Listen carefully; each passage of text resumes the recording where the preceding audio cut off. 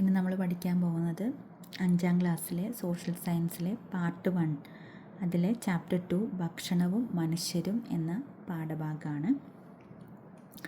അപ്പോൾ അതിൽ നമുക്ക് നോക്കാം. ഭക്ഷണ സമ്പാദനം. മനുഷ്യരുടെ നിലനിൽപ്പിന് അത്യാവശ്യമായ ഘടകങ്ങളിൽ ഒന്നാണ് ഭക്ഷണം. ആദിമകാലത്ത് ജീവികളുടെ ഭക്ഷണങ്ങൾ ഇലകൾ, പഴങ്ങൾ, കിഴങ്ങുകൾ, ധാന്യങ്ങൾ ഇവയായിരുന്നു. ചില ജീവികൾ മറ്റു ജീവികളെ കൊന്നു ഭക്ഷിച്ചിരുന്നു. മനുഷ്യരും ആദ്യം അങ്ങനെ തന്നെയായിരുന്നു. വേട്ടയാടലിലൂടെയും ശേഖരണത്തിലൂടെയും ആദിമ മനുഷ്യർക്ക് ലഭിച്ച ഭക്ഷ്യവസ്തുക്കൾ ഏതൊക്കെയാണ്?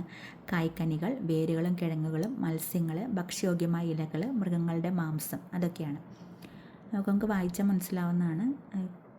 ഇനി ലോക ഭക്ഷ്യദിനം ഒക്ടോബർ 16 ലോക ഭക്ഷ്യദിനം.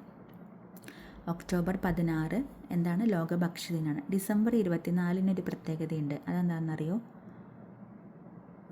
എന്താണ്? ഉപഭോക്തൃ ദിനമാണ്. ദേശീയ ഉപഭോക്തൃ ദിനമാണ് ഡിസംബർ 24. ഒക്ടോബർ 16 എന്താണ്? ലോക ഭക്ഷ്യദിനം. ദാരിദ്ര്യത്തിനും പട്ടിണിക്കും എതിരെയുള്ള പ്രവർത്തനങ്ങൾ ശക്തിപ്പെടുത്തുകയും എല്ലാവർക്കും ഭക്ഷണം ഉറപ്പാക്കുകയും ചെയ്യുക എന്ന ലക്ഷ്യത്തോടെയാണ് ഓരോ വർഷവും ലോക ഭക്ഷ്യദിനം ആചരിക്കുന്നത്. അപ്പോൾ ലോക ഭക്ഷ്യദിനം എന്നാണ്? ഒക്ടോബർ 16. ദാരിദ്ര്യത്തിനും പട്ടിണിക്കും എതിരെയുള്ള പ്രവർത്തനങ്ങൾ ശക്തിപ്പെടുത്തുകയും എല്ലാവർക്കും ഭക്ഷണം ഉറപ്പാക്കുകയും ചെയ്യുക എന്ന ലക്ഷ്യത്തോടെയാണ് ഓരോ വർഷവും ലോക ഭക്ഷ്യദിനം ആചരിക്കുന്നത്. തീയും ഭക്ഷണവും. ആദ്യകാലങ്ങളിൽ തീയുടെ ഉപയോഗം അറിയാത്തതിനാൽ ലഭ്യമായ വസ്തുക്കൾ പച്ചയായി തന്നെ ആദിമ മനുഷ്യർ ഭക്ഷിച്ചിരുന്നു. എന്നാൽ തീയെ നിയന്ത്രിച്ച് ഉപയോഗിക്കാൻ പരിശീലിച്ചതോടെ അവർ ഭക്ഷണം വേവിച്ച് കഴിക്കാൻ തുടങ്ങി. തീ ഉപയോഗിക്കാൻ പരിശീലിച്ചത് മനുഷ്യരുടെ ഭക്ഷണ രീതിയിലുണ്ടായ സുപ്രധാന മാറ്റങ്ങളിലൊന്നാണ്. തീ ഉൽപാദനവും നിയന്ത്രണവും. ഉണങ്ങിയ മരങ്ങൾ തമ്മിൽ ഉരഞ്ഞും പാറയിൽ ഉരഞ്ഞും തീ ഉണ്ടാക്കുന്നത് മനുഷ്യർ കണ്ടെത്തി. ഉണക്കമരം പാറയിൽ ഉരച്ചോ കല്ലുകൾ കൂട്ടിമുട്ടിച്ചോ തീ ഉണ്ടാക്കാമെന്ന് അവർ മനസ്സിലാക്കി. മനുഷ്യർ ഭക്ഷണം പാകം ചെയ്ത് കഴിക്കുന്ന രീതിയിലേക്ക് ആദിമ മനുഷ്യൻ എത്തിച്ചേർന്നത് എങ്ങനെയാണ്? കാട്ടുതീയിൽപ്പെട്ട ചത്ത മൃഗങ്ങളുടെ വെന്ത മാംസമായിരിക്കാം അവർ കഴിച്ച ആദ്യത്തെ വേവിച്ച ഭക്ഷണം. തീ ഉണ്ടാക്കാനും അതിനെ നിയന്ത്രിച്ച് ഉപയോഗിക്കാനും പരിശീലിച്ചതോടെ മാംസവും മത്സ്യവുമൊക്കെ ചുട്ടു തിന്നാൻ തുടങ്ങി. ക്രമേണ വേരുകളും കിഴങ്ങുകളും ചുട്ടു തിന്നാൻ തുടങ്ങി. അലഞ്ഞു തിരിഞ്ഞ് നടന്നിരുന്ന മനുഷ്യർ വേട്ടയാടിയും ശേഖരിച്ചും അന്നന്നേക്ക് ആവശ്യമായ ഭക്ഷണം മാത്രമാണ് നേടിയിരുന്നത്. പിൽക്കാലത്ത് ഭക്ഷണ സമ്പാദനത്തിനായി അവർ മറ്റു മാർഗങ്ങൾ കണ്ടെത്താൻ നിർബന്ധിതരായി. ആദിമ മനുഷ്യരെ ഭക്ഷണ സമ്പാദനത്തിനായി മറ്റു മാർഗങ്ങൾ കണ്ടെത്താൻ നിർബന്ധിതരാക്കിയ സാഹചര്യങ്ങൾ എന്തൊക്കെയാണ്? ഭക്ഷണത്തിൻ്റെ ലഭ്യത കുറവ്, ജനസംഖ്യാ വർധനവ്, പരിസ്ഥിതിയിലുണ്ടായ മാറ്റങ്ങൾ, കാലാവസ്ഥാ മാറ്റം. അപ്പം ഈ ഭക്ഷണം കണ്ടെത്താൻ വേണ്ടിയിട്ട് അവരെന്ത് ചെയ്തു?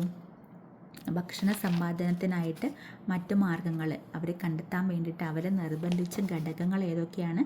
ഭക്ഷണത്തിൻ്റെ ലഭ്യതക്കുറവ്, ജനസംഖ്യാ വർധനവ്, പരിസ്ഥിതിയിലുണ്ടായിട്ടുള്ള മാറ്റങ്ങൾ, കാലാവസ്ഥാ മാറ്റം, പരിസ്ഥിതിയിലുണ്ടായ മാറ്റങ്ങൾ, ജനസംഖ്യാ വർധനവ്, ഭക്ഷണത്തിൻ്റെ ലഭ്യതക്കുറവ്.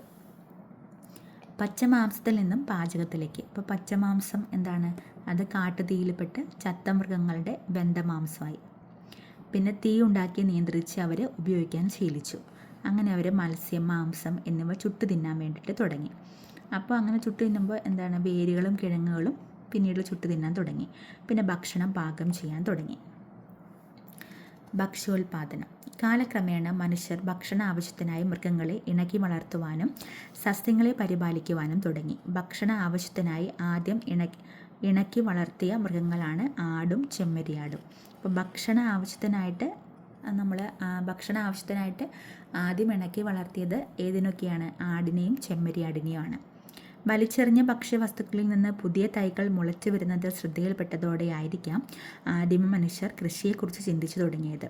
പാറ പുറത്തിട്ടാൽ വിത്ത് ഉണങ്ങിപ്പോകുമെന്നും വെള്ളത്തിലിട്ടാൽ ചീഞ്ഞു പോകുമെന്നും എന്നാൽ ഈർപ്പവും ചൂടുമുള്ള മണ്ണിൽ വിത്ത് മുളയ്ക്കുമെന്നും മനസ്സിലാക്കിയതോടെ കൃഷി ആരംഭിച്ചു. ഭക്ഷ്യയോഗ്യമായ ചെടികളും വേരുകളും വൃക്ഷത്തൈകളും തിരഞ്ഞെടുത്ത് നടുവാനും കൃഷി ചെയ്യുവാനും തുടങ്ങി. ആദ്യകാലങ്ങളിൽ കൃഷി ചെയ്തിരുന്ന വിളകളാണ് ഗോതമ്പ്, ബാർലി, ചാമ, കിഴങ്ങ് വർഗ്ഗങ്ങൾ ഏതൊക്കെയാണ്? ഗോതമ്പ്, ബാർലി, ചാമ, കിഴങ്ങ് വർഗ്ഗങ്ങൾ. മനുഷ്യർ കൃഷി ചെയ്യാൻ ആരംഭിച്ചത് കൃഷിക്ക് ആവശ്യമായ ജലവും വളക്കൂറുള്ള മണ്ണും പ്രധാനമായും ലഭ്യമായിരുന്ന നദീതടങ്ങളിലാണ്. അപ്പം നദീതടങ്ങളിലാണ് കൂടുതലും കൃഷി ചെയ്യാനായിട്ട് അവർ തുടങ്ങിയത്. ഇതോടെ ഭക്ഷണം തേടി അലഞ്ഞു തിരിഞ്ഞിരുന്ന മനുഷ്യർ കൃഷിയിടങ്ങൾക്ക് സമീപം സ്ഥിരവാസം ആരംഭിച്ചു. കൃഷിയിടങ്ങൾക്ക് സമീപത്ത് സ്ഥിരവാസമാക്കിയതുകൊണ്ട് ആദിമ മനുഷ്യർക്കുണ്ടായ നേട്ടങ്ങൾ എന്തൊക്കെയാണ്? കൃഷിയിടങ്ങൾ സംരക്ഷിക്കാൻ സാധിച്ചു, ഭക്ഷണം തേടി അലഞ്ഞു തിരിയേണ്ടി വന്നില്ല, ഭക്ഷ്യവസ്തുക്കളുടെ ലഭ്യത വർദ്ധിച്ചു, കൂടുതൽ വിശ്രമ സമയം കിട്ടി. അപ്പോൾ കൃഷിയിടങ്ങൾ അവർക്ക് സംരക്ഷിക്കാം. അപ്പോൾ കൃഷിയിടത്തിൻ്റെ അടുത്ത് തന്നെ നമുക്ക് താമസിക്കുന്ന കാരണം നമുക്ക് കൃഷിയിടങ്ങൾ സംരക്ഷിക്കാൻ കഴിഞ്ഞു. പിന്നെ ഭക്ഷണം തേടിയിട്ട് വേറെ സ്ഥലത്തൊന്നും അലഞ്ഞു തിരിയേണ്ടി വന്നില്ല. ഭക്ഷ്യവസ്തുക്കളുടെ ലഭ്യതയും വർദ്ധിച്ചു. പിന്നെ അപ്പോൾ നമ്മൾ കൂടെ അടുത്തിരുന്ന് നോക്കുമ്പോൾ വേറെ ഒന്നും നശിച്ചൊന്നും പോകാണ്ട് അല്ലെങ്കിൽ ആ കൃഷിയിടങ്ങളെ നശിപ്പിക്കാതെ നമ്മൾ ആ മനുഷ്യർ സംരക്ഷിച്ചു. അപ്പോൾ ഭക്ഷ്യവസ്തുക്കളുടെ ലഭ്യത വർദ്ധിച്ചു. അതേപോലെ കൂടുതൽ അവർക്ക് വിശ്രമ സമയവും കിട്ടി. ഇനി മനുഷ്യരോട് ആദ്യം ഇണങ്ങിയതും മനുഷ്യർ ആദ്യം ഇണക്കി വളർത്താൻ ആരംഭിച്ചതുമായ മൃഗമാണ് നായ. അപ്പം നമ്മൾ ആദ്യം ഭക്ഷണത്തിന് വേണ്ടിയിട്ട് ഭക്ഷണ ആവശ്യത്തിനായിട്ട് ഇണക്കി വളർത്തിയത് എന്തിനൊക്കെയായിരുന്നു? ആടിനെയും ചെമ്മരിയാടിനെയും ആയിരുന്നു. പക്ഷെ മനുഷ്യരോട് ആദ്യം ഇണങ്ങിയതും മനുഷ്യർ ആദ്യം ഇണക്കി വളർത്താൻ ആരംഭിച്ചതുമായിട്ടുള്ള മൃഗം ഏതാണ്? നായയാണ്. മനുഷ്യരുടെ വേഗം ഇണങ്ങിച്ചേരാൻ കഴിവുള്ളതിനാൽ വേട്ടയാടലിനും കാവലിനുമായി നായകളെ ഉപയോഗപ്പെടുത്തിയിരുന്നു. കൃഷി വ്യാപകമായതോടെ മറ്റു മൃഗങ്ങളെയും ഭക്ഷണത്തിനും മറ്റാവശ്യങ്ങൾക്കുമായി ഇണക്കി വളർത്താൻ തുടങ്ങി. കൃഷി വ്യാപകമായതോടെ മറ്റു മൃഗങ്ങളെയും ഭക്ഷണത്തിനും മറ്റാവശ്യങ്ങൾക്കുമായിട്ട് ഇണക്കി വളർത്താൻ വേണ്ടിയിട്ട് തുടങ്ങി. ആദിമ മനുഷ്യർക്ക് സ്ഥിരവാസം ഉറപ്പിക്കാൻ നദീതടങ്ങൾ സഹായകമായത്. നദീതീരങ്ങളിൽ കൃഷിക്ക് അനുകൂലമായ സാഹചര്യങ്ങൾ ഉണ്ടായിരുന്നു. ജലലഭ്യത, അനുകൂലമായ കാലാവസ്ഥ, മൃഗങ്ങളെ പരിപാലിക്കാൻ സാധിച്ചത്, ഭക്ഷ്യവസ്തുക്കൾക്ക് ബുദ്ധിമുട്ടുണ്ടായില്ല, ഗതാഗത സൗകര്യം. ഇത് നമുക്ക് ജസ്റ്റ് ഒന്ന് വായിച്ചു പോകാം. അതിൽ ഇമ്പോർട്ടൻ്റ് ആയിട്ടുള്ള കാര്യങ്ങൾ ഒന്നുകൂടെ റിപ്പീറ്റ് ചെയ്ത് നമുക്ക് പഠിക്കാം. ഇനി ഭക്ഷ്യവസ്തുക്കളുടെ സംഭരണം. ആദിമ മനുഷ്യർ അന്നന്നേക്ക് ആവശ്യമായ ഭക്ഷണം മാത്രമാണ് ശേഖരിച്ചിരുന്നത്. എന്നാൽ കൃഷി പുരോഗതി പ്രാപിച്ചതോടെ മനുഷ്യർക്ക് ആവശ്യമായതിൽ അധികം ഭക്ഷ്യവസ്തുക്കൾ ലഭിച്ചു. ദൈനംദിന ആവശ്യം കഴിഞ്ഞ് ബാക്കിയായവ സൂക്ഷിച്ചു വയ്ക്കുന്നതിന് പ്രത്യേകം സൗകര്യങ്ങൾ ആവശ്യമായി വന്നു. ഭക്ഷ്യവസ്തുക്കൾ സൂക്ഷിച്ചു വയ്ക്കുന്നതിനായി ആദിമ മനുഷ്യർ ഉപയോഗിച്ചിരുന്നത് മൺപാത്രങ്ങൾ, മൃഗത്തോൽ കൊണ്ട് നിർമ്മിച്ച സഞ്ചികൾ, മരപ്പാത്രങ്ങൾ, ഈറ കൊണ്ട് നിർമ്മിച്ച കുട്ടകൾ, പത്തായം പോലുള്ള സൗകര്യങ്ങൾ, മൺഭരണികൾ. ഇപ്പം നമുക്ക് പണ്ടത്തെ തറവാട് വീടുകൾ അങ്ങനത്തെയുള്ള വീടുകളിലൊക്കെ നമ്മൾ പത്തായം അങ്ങനെയൊക്കെയുള്ള ഇതൊക്കെ നമ്മൾ കണ്ടിട്ടുണ്ട്. അതുപോലെ മരപ്പാത്രങ്ങൾ, മൺഭരണികൾ, മൃഗത്തോൽ കൊണ്ട് നിർമ്മിച്ച സഞ്ചികൾ, മൺപാത്രങ്ങൾ, ഈറ കൊണ്ട് നിർമ്മിച്ച കുട്ടകൾ, അതിലൊക്കെയാണ് പിന്നെ മരപ്പാത്രങ്ങൾ, അതിലൊക്കെയാണ് ആദിമ മനുഷ്യർ അധികം വന്ന ഭക്ഷ്യവസ്തുക്കളെല്ലാം സൂക്ഷിച്ചു വച്ചിട്ടുണ്ടായിരുന്നത്. മനുഷ്യരുടെ ആദ്യകാല കാർഷിക ഉപകരണങ്ങളാണ് കമ്പ്, കല്ല്, കൊമ്പ്, എല്ല്. പണ്ട് കാലത്ത് ഇതൊക്കെയല്ലേ ഉണ്ടായിരുന്നുള്ളൂ. കമ്പ്, മരത്തിൻ്റെ കമ്പും കല്ലും കൊമ്പും മൃഗങ്ങളുടെ കൊമ്പും അതേപോലെ എല്ലൊക്കെ ആയിരുന്നു അവരുടെ കാർഷിക ഉപകരണങ്ങളായിട്ട് പണ്ട് കാലത്ത് ഉണ്ടായിരുന്നത്. മണ്ണിളക്കി വിത്ത് കുഴിച്ചിടാൻ ഈ ഉപകരണങ്ങൾ അവർക്ക് സഹായകമായി. വെള്ളത്തിലിട്ടാൽ അരിഞ്ഞു പോകുന്നതാണ് മൺകട്ട. എന്നാൽ മണ്ണ് കുടച്ച് പാത്രങ്ങളായി രൂപപ്പെടുത്തി ചുട്ടെടുത്താൽ വെള്ളം ശേഖരിക്കാമെന്നും ചൂടാക്കാമെന്നും മനുഷ്യർ മനസ്സിലാക്കി. ആദ്യകാലങ്ങളിൽ കളിമണ്ണ് കുഴച്ച് കൈകൾ കൊണ്ടാണ് മൺപാത്രങ്ങൾ നിർമ്മിച്ചിരുന്നത്. കൃഷി വ്യാപകമായതോടെ ധാന്യങ്ങൾ സൂക്ഷിച്ചു വയ്ക്കാൻ പല വലിപ്പത്തിലുള്ള മൺപാത്രങ്ങൾ ആവശ്യമായി വന്നു. മൺപാത്രങ്ങൾ ആഹാരം പാചകം ചെയ്യുന്നതിനും ഉപയോഗിച്ചിരുന്നു. അവ നിർമ്മിക്കാനുള്ള ചക്രം കണ്ടുപിടിച്ചത് മനുഷ്യ ചരിത്രത്തിലെ പ്രധാന വഴിത്തിരിവായിരുന്നു.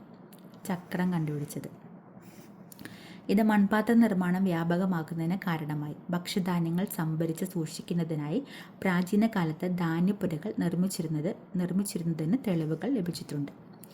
എന്താണ് ധാന്യപ്പുര? പ്രാചീന ഇന്ത്യയിൽ നിലനിന്നിരുന്ന നദീതട സംസ്കാരം ഏതായിരുന്നു? സിന്ധു നദീതട സംസ്കാരം അഥവാ ഹാരപ്പൻ സംസ്കാരം. അപ്പോൾ സിന്ധു നദീതട സംസ്കാരം തന്നെയാണ് ഹാരപ്പൻ സംസ്കാരമെന്നും അറിയപ്പെടുന്നത്. അപ്പോൾ പ്രാചീന കാലത്ത് ഇന്ത്യയിൽ നിലനിന്നിരുന്ന നദീതട സംസ്കാരമാണ് സിന്ധു നദീതട സംസ്കാരം അല്ലെങ്കിൽ ഹാരപ്പൻ സംസ്കാരം. ഹാരപ്പൻ സംസ്കാരത്തിലെ ഏറ്റവും പ്രധാന സവിശേഷതകളിൽ ഒന്നാണ് ധാന്യപ്പുര. ഇവ ഇഷ്ടിക കൊണ്ട് കെട്ടിയുണ്ടാക്കിയതായിരുന്നു. അപ്പോൾ ഏറ്റവും പ്രധാനപ്പെട്ട സവിശേഷത ഹാരപ്പൻ സംസ്കാരത്തിലെ ഏറ്റവും പ്രധാനപ്പെട്ട സവിശേഷത എന്താണ്? ധാന്യപ്പുര. അതെങ്ങനെയായിരുന്നു? ഇഷ്ടിക കൊണ്ട് കെട്ടിയുണ്ടാക്കിയതായിരുന്നു. വിദൂര ഗ്രാമങ്ങളിൽ നിന്ന് ധാന്യങ്ങൾ കൊണ്ടുവന്ന് ഈ ധാന്യപ്പുരകളിൽ സൂക്ഷിച്ചു വെച്ചിരുന്നു. അപ്പോൾ ഈ ധാന്യപ്പുരകളിൽ അവരെന്ത് ചെയ്തിരുന്നു? വിദൂര സ്ഥലത്തു നിന്ന് ഓരോ ധാന്യങ്ങൾ കൊണ്ടുവന്നിട്ട് ഇവിടെ എന്ത് ചെയ്തിരുന്നു? സൂക്ഷിച്ചു വെച്ചിട്ടുണ്ടായിരുന്നു. അപ്പോൾ പ്രാചീന ഇന്ത്യയിൽ നിലനിന്നിരുന്ന നദീതട സംസ്കാരമാണ് ഹാരപ്പൻ സംസ്കാരം അല്ലെങ്കിൽ സിന്ധു നദീതട സംസ്കാരം. ഉപയോഗിച്ചിരുന്ന അവരുടെ പ്രധാനപ്പെട്ട സവിശേഷതയായിരുന്നു ധാന്യപ്പുര. അത് ഇഷ്ടിക കൊണ്ട് നിർമ്മിച്ചതായിരുന്നു. അവിടെ വിദൂര ഗ്രാമങ്ങളിൽ നിന്ന് പോലും ധാന്യങ്ങൾ കൊണ്ടുവന്ന് ശേഖരിച്ച് വെച്ചിരുന്നു. ഭക്ഷ്യവസ്തുക്കളുടെ കൈമാറ്റം. ആദിമ മനുഷ്യർ ആവശ്യത്തിലധികം വന്ന ഭക്ഷ്യവസ്തുക്കൾ പിൽക്കാല ഉപയോഗത്തിനായി സൂക്ഷിച്ചു വയ്ക്കുകയും അവ ആവശ്യക്കാർക്ക് കൈമാറ്റം നടത്തുകയും ചെയ്തിരുന്നു. ആദിമ മനുഷ്യർ തനിക്ക് ആവശ്യമുള്ള വസ്തുക്കൾ നേടുന്നതിനായി ഓരോരുത്തരും സംഭരിച്ചിരുന്ന വസ്തുക്കൾ മറ്റുള്ളവർക്ക് കൈമാറിയിരുന്നു. ഇത്തരം കൈമാറ്റങ്ങൾ സമൂഹത്തിൽ നിരവധി മാറ്റങ്ങൾക്ക് ഇടയാക്കി. സാധനങ്ങളുടെ കൈമാറ്റം കച്ചവടത്തിലേക്ക് നയിച്ചു. അതുവഴി ചന്തകൾ രൂപം കൊണ്ടു. ചന്തകൾ ക്രമേണ കച്ചവട കേന്ദ്രങ്ങളായി വികസിച്ചു. സാധനങ്ങൾ വാങ്ങുന്നതിനും വിൽക്കുന്നതിനുമായി ജനങ്ങൾ കച്ചവട കേന്ദ്രങ്ങളിൽ എത്തുകയും അവ ക്രമേണ നഗരങ്ങളായി മാറുകയും ചെയ്തു. അപ്പോൾ ഈ പറഞ്ഞതിൻ്റെ എങ്ങനെയാണ് രൂപീകരിച്ചതെന്നുള്ള ഇതാണ് ഇവിടെ കൊടുത്തിരിക്കുന്നത്. അപ്പോൾ സാധനങ്ങളുടെ കൈമാറ്റം അത് പിന്നീട് എന്തായി മാറി? കച്ചവടത്തിലേക്ക് നയിച്ചു. പിന്നെ ആ കച്ചവടം വഴി ചന്തകൾ രൂപം കൊണ്ടു. ആ ചന്തകൾ ക്രമേണ എന്തായി മാറി? കച്ചവട കേന്ദ്രങ്ങളായിട്ട് മാറി. സാധനങ്ങൾ വാങ്ങുന്നതിനും വിൽക്കുന്നതിനുമായി ജനങ്ങൾ കച്ചവട കേന്ദ്രത്തിൽ എത്തുക വഴി അവ ക്രമേണ നഗരങ്ങളായിട്ട് മാറി. അപ്പോൾ സാധനങ്ങളുടെ കൈമാറ്റം, കച്ചവടം, ചന്തകൾ പിന്നീട് കച്ചവട കേന്ദ്രങ്ങളായി, അത് പിന്നീട് നഗരങ്ങളായിട്ട് മാറി. ഭക്ഷ്യവസ്തുക്കളുടെ കൈമാറ്റം. ഏകദേശം 1500 വർഷങ്ങൾക്ക് മുമ്പ് ദക്ഷിണേന്ത്യയിൽ ഭക്ഷ്യവസ്തുക്കളുടെ കൈമാറ്റം നിലനിന്നിരുന്നതായി സംഘകാല കൃതികളിൽ സൂചിപ്പിച്ചിട്ടുണ്ട്. ഓരോ പ്രദേശത്തുള്ളവരും മറ്റ് പ്രദേശങ്ങളിലുള്ളവർക്ക് അവർ സമാഹരിച്ച ഭക്ഷ്യവസ്തുക്കൾ കൈമാറുകയും അവരിൽ നിന്ന് തങ്ങൾക്ക് ആവശ്യമുള്ളവ സ്വീകരിക്കുകയും ചെയ്തിരുന്നു. കടൽ തീരത്ത് താമസിച്ചിരുന്നവർ മറ്റ് പ്രദേശങ്ങളിലുള്ളവർക്ക് ഉണക്ക മത്സ്യവും ഉപ്പും കൈമാറി. പകരം മറ്റുള്ളവരിൽ നിന്ന് മറ്റ് ഭക്ഷ്യവസ്തുക്കളും വനവിഭവങ്ങളും സ്വീകരിച്ചിരുന്നു. വനപ്രദേശങ്ങളിലുള്ളവർ ഇതര പ്രദേശങ്ങളിലുള്ളവർക്ക് വനവിഭവങ്ങൾ കൈമാറി. സമതലങ്ങളിൽ താമസിച്ചിരുന്നവർ തങ്ങളുടെ കാർഷികോൽപ്പന്നങ്ങൾ ഇതര പ്രദേശങ്ങളിലുള്ളവർക്ക് കൈമാറുകയും ചെയ്തിരുന്നു. തിണകൾ. ദക്ഷിണേന്ത്യയിൽ സംഘകാലം നിലനിന്നിരുന്ന കാലഘട്ടം BC 3-ാം നൂറ്റാണ്ടിനും CE 3-ാം നൂറ്റാണ്ടിനും ഇടയിലാണ്. അപ്പോൾ സംഘകാലഘട്ടം നിലനിന്നിരുന്നത്, സംഘകാലം എന്നായിരുന്നു? BC 3-ാം നൂറ്റാണ്ടിനും CE 3-ാം നൂറ്റാണ്ടിനും ഇടയിലാണ് സംഘകാലം നിലനിന്നിരുന്നത്. പ്രാചീന തമിഴകത്തെ സാമൂഹിക ജീവിതം രൂപപ്പെടുത്തുന്നതിൽ തിണകൾക്ക് പ്രധാന പങ്ക് ഉണ്ടായിരുന്നു. തിണകൾ രൂപപ്പെട്ടത് ഭൂപ്രകൃതിക്കനുസരിച്ചിട്ടാണ്. അപ്പോൾ തിണകൾ രൂപപ്പെട്ടത് എങ്ങനെയാണ്? ഭൂപ്രകൃതിക്കനുസരിച്ചാണ് തിണകൾ രൂപപ്പെട്ടത്. പ്രാചീന തമിഴകം എന്ന് വിശേഷിപ്പിച്ചിരുന്നത് ആന്ധ്രാപ്രദേശിലെ വെങ്കട് മലനിരേനെയാണ്. അപ്പോൾ പ്രാചീന തമിഴകം എന്നറിയപ്പെടുന്നത് എന്തായിരുന്നു? ആന്ധ്രാപ്രദേശിലെ വെങ്കട് മലനിരയാണ്. വെങ്കട് മലനിര, ആന്ധ്രാപ്രദേശിലെ വെങ്കട് മലനിരയാണ് പ്രാചീന തമിഴകം എന്ന് അറിയപ്പെട്ടിട്ടുണ്ടായിരുന്നത്. പ്രാചീന തമിഴകം എന്ന് വിശേഷിപ്പിച്ചത് എന്തിനെയായിരുന്നു? ആന്ധ്രാപ്രദേശിലെ വെങ്കട് മലനിരേനെയാണ്. അപ്പോൾ തിണകൾ രൂപപ്പെട്ടത് ഭൂപ്രകൃതിക്കനുസരിച്ചിട്ടാണ്. സംഘകാലഘട്ടം എന്ന് പറയുന്നത് BC 3-നും CE 3-നും ഇടയിലുള്ള നൂറ്റാണ്ടിനും ഇടയിലുള്ള കാലഘട്ടമാണ്.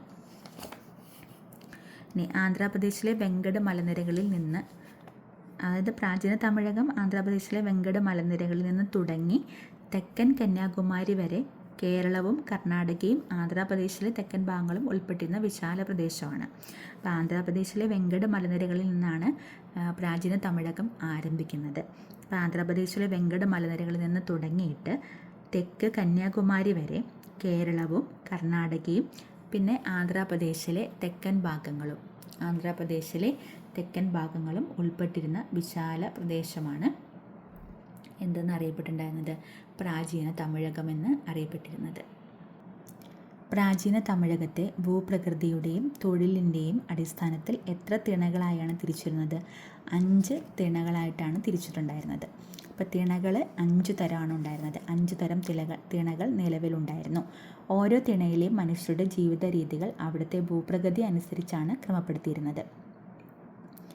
കൈമാറ്റ സമ്പ്രദായം. നാണയ വ്യവസ്ഥ നിലവിൽ വരുന്നതിന് മുൻപ് സാധനങ്ങൾ പരസ്പരം കൈമാറ്റം ചെയ്തിരുന്ന രീതി അറിയപ്പെട്ടിരുന്നതാണ് ബാർട്ടർ സമ്പ്രദായം.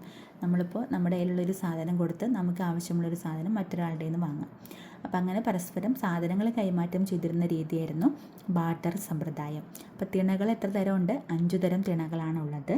ഈ പ്രാചീന തമിഴകം എന്ന് അറിയപ്പെടുന്നത് എവിടെ നിന്ന് മുതൽ എവിടം വരെയാണ്? ആന്ധ്രാപ്രദേശിലെ വെങ്കട മലനിരകളിൽ നിന്ന് തുടങ്ങി തെക്ക് കന്യാകുമാരി, കേരളം, പിന്നെ കർണാടകയും ആന്ധ്രാപ്രദേശിലെ തെക്കൻ ഭാഗങ്ങളും ഉൾപ്പെട്ടിരുന്നതാണ് പ്രാചീന തമിഴകം. 5 തിണകളാണ് മെയിനായിട്ടുണ്ടായിരുന്നത്. ഏതൊക്കെയാണ് 5 തിണകൾ? കുറിഞ്ചി, മുല്ലൈ, പാലൈ, മരുതം, നെയ്തൽ. ഏതൊക്കെയാണ്? കുറിഞ്ചി, മുല്ലൈ, പാലൈ, മരുതം, നെയ്തൽ. കുറിഞ്ചി, മുല്ലൈ, പാലൈ, മരുതം, നെയ്തൽ. കുറിഞ്ചി എന്താണ്? കുറിഞ്ചി എന്ന് പറഞ്ഞാൽ കുറിഞ്ചിയിലെ ഭൂപ്രദേശം, ആ സവിശേഷത എന്താണ്? കാടും മലയും നിറഞ്ഞ പ്രദേശമാണ് കുറിഞ്ചി. കാടും മലയും നിറഞ്ഞ പ്രദേശമാണ് കുറിഞ്ചി. കുറിഞ്ചി എന്താണ്? കാടും മലയും നിറഞ്ഞ പ്രദേശം. അവിടുത്തെ ഉപജീവനമാർഗ്ഗം എന്തായിരുന്നു? വേട്ടയാടൽ, വനവിഭവങ്ങളുടെ ശേഖരണം. കാരണം എന്താണ്? ആ പ്രദേശം ഇങ്ങനെയാണ്, കുറിഞ്ചി മലകൾ അങ്ങനെയൊക്കെ കേട്ടിട്ടില്ലേ? അപ്പോൾ നമുക്ക് അതുമായിട്ട് ബന്ധപ്പെടുത്താം. കുറിഞ്ചി എന്ന് പറയുന്നത് അവിടെ കാടും മലയും ഒക്കെ നിറഞ്ഞ പ്രദേശമായിരുന്നു. അപ്പോൾ കാടും മലയൊക്കെയാണ്. അപ്പോൾ അവിടെ എന്തൊക്കെയായിരിക്കും? വേട്ടയാടലും വനവിഭവങ്ങളുടെ ശേഖരണവുമായിരിക്കും അവിടെ. പിന്നെ മുല്ല, നമ്മുടെ സാധാ മുല്ല എന്ന് പറഞ്ഞാൽ അതെന്താണ്? കുറ്റിച്ചെടികളല്ലേ.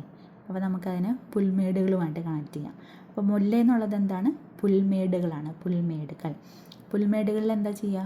കന്നുകാലിനെ വളർത്തുക. അപ്പോൾ മുല്ല എന്ന് പറയുമ്പോൾ കുറ്റിച്ചെടി അല്ല, പുൽമേടുകൾ, അവിടെ നമ്മൾ കന്നുകാലി വളർത്തലായിരുന്നു. കുറിഞ്ചി എന്ന് പറയുമ്പോൾ അപ്പോൾ ഓർത്തെ കാടും മലയും നിറഞ്ഞ പ്രദേശമായിരുന്നു.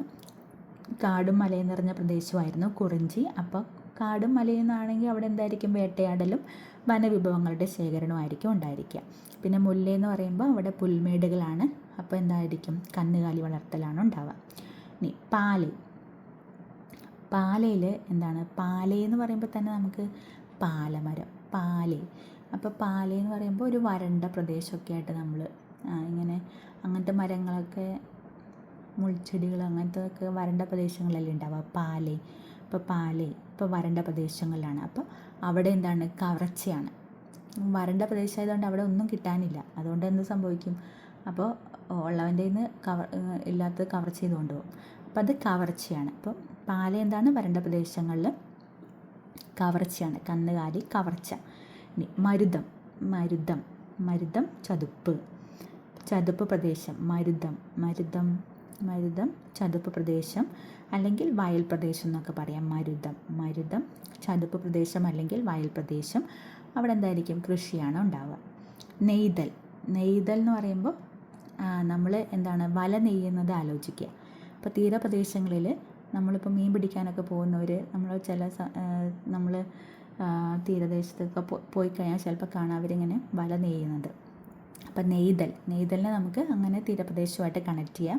അവിടെ എന്തായിരിക്കും? മീൻ പിടിക്കലും ഉപ്പ് കുറുക്കൽ പോലുള്ള കാര്യങ്ങളായിരിക്കും നെയ്തലിൽ ഉണ്ടാവുക. മരുതം എന്ന് പറയുമ്പോൾ അത് ചതുപ്പ് പ്രദേശമാണ് അല്ലെങ്കിൽ വയൽ പ്രദേശമാണ്. അങ്ങനെയുള്ള ഇടങ്ങളിൽ കൃഷിയാണ് അവിടുത്തെ ഉപജീവന മാർഗം. അപ്പോൾ ഏതൊക്കെയായിരുന്നു 5 തിണകൾ? കുറിഞ്ചി, മുല്ലൈ, പാലൈ, മരുതം, നെയ്തൽ. കുറിഞ്ചിയുടെ പ്രത്യേകത എന്താണ്? അത് കാടും മലയും നിറഞ്ഞ പ്രദേശമാണ്. വേട്ടയാടൽ അല്ലെങ്കിൽ വനവിഭവങ്ങളുടെ ശേഖരണമാണ് അവിടുത്തെ ഉപജീവന മാർഗം. മുല്ല എന്ന് പറയുന്നത് എന്താണ്? പുൽമേടുകൾ നിറഞ്ഞതാണ് ആ ഭൂപ്രദേശം. കന്നുകാലി വളർത്തൽ. പാല എന്താണ്? വരണ്ട പ്രദേശങ്ങളാണ്. അതുകൊണ്ട് അവിടെ കന്നുകാലിനെ കവർച്ചയാണ്. മരുതം ചതുപ്പ് പ്രദേശം അല്ലെങ്കിൽ വയൽ പ്രദേശം. അവിടെ എന്താണ്? കൃഷിയാണ്. നെയ്തൽ എന്താണ്? തീരപ്രദേശമാണ്. മീൻ പിടിക്കലും ഉപ്പുണ്ടാക്കലുമാണ് അവിടെ ചെയ്യുന്നത്. ഓക്കെ, അപ്പോൾ ഇത്രയും കാര്യങ്ങൾ നമുക്ക് ഈ ക്ലാസ്സിൽ നോക്കാം. ഇതിൽ നിന്നുള്ള അടുത്ത ഭാഗങ്ങൾ നമുക്ക് അടുത്ത ക്ലാസ്സിൽ നമുക്ക് പഠിക്കാം.